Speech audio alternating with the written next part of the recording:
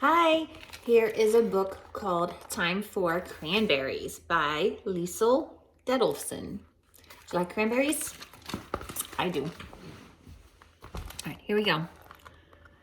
Dad's pickup truck thumps and bumps down the road. Mom and I bounce in the back seat as he drives through our cranberry marsh. It's harvest time and I'm finally old enough to help. Dad asks, "Are you ready, Sam?" Yes. We hop out and our waders slip and slurp in the mud. The first beds where the cranberry vines grow have been flooded for picking. The tips of the vines peek out from the shallow water.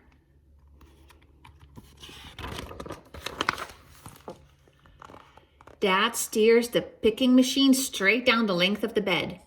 Trails of berries hop and pop up behind him. "When can we eat them?" I ask. "When we're done harvesting," Mom says. Now it's time for booming. We keep flooding the picked bed until the vines are completely covered and the berries bob on the water. We pull the boom off a giant spool and it slaps and flaps the water as we toss it in. The foam-filled bloom floats. The foam-filled boom floats, just like the cranberries.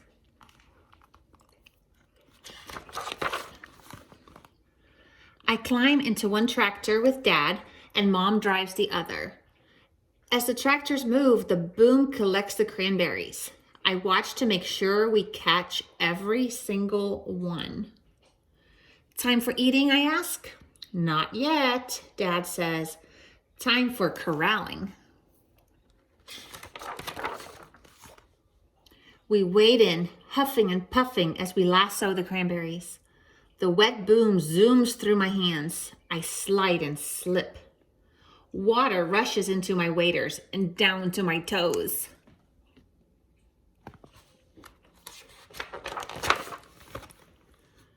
As I fall, Dad pulls me back up and hollers, "Time for splashing!"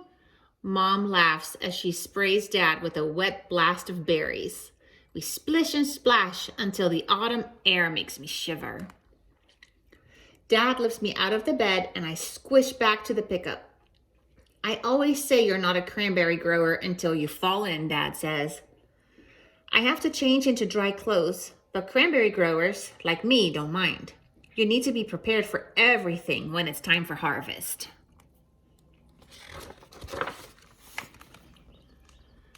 We continue corralling the cranberries into one big bunch called a pot. I need every bit of my super strength to help Dad heave the boom against the weight of all those berries. As we tighten the boom, two spinning paddles push the cranberries to the suction pump and into the cleaner.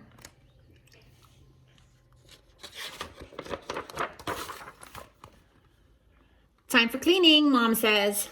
We climb the ladder to the top of the cleaner. Bright berries bounce and boogie down the metal grates. I check the spray bars to make sure the water pushes every bad berry and cranberry leaf through the grates and down to the trash truck. The good cranberries fall into the delivery truck and pile higher and higher. "Look at all those cranberries," I say. "Is it time for eating now?"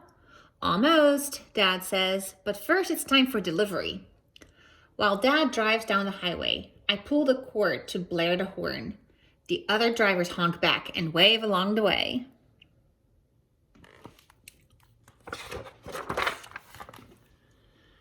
At the receiving station, the smell of fresh cranberries fills the air.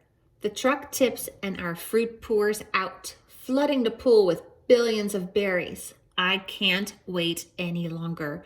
I reach in and grab a handful.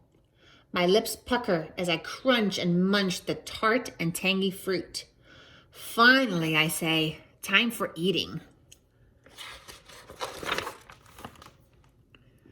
Day after day and week after week, we harvest. As the last leaves fall, we deliver our final truckload of cranberries.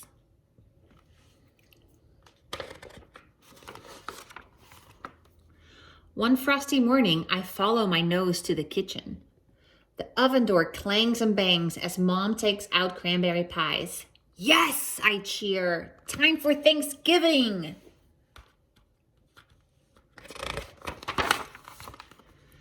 I love every season on our marsh, but I think fall will always be my favorite.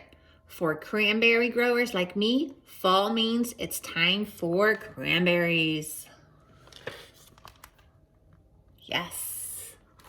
I love fall too, and I love cranberries. Hope you like this book. Love you. Bye.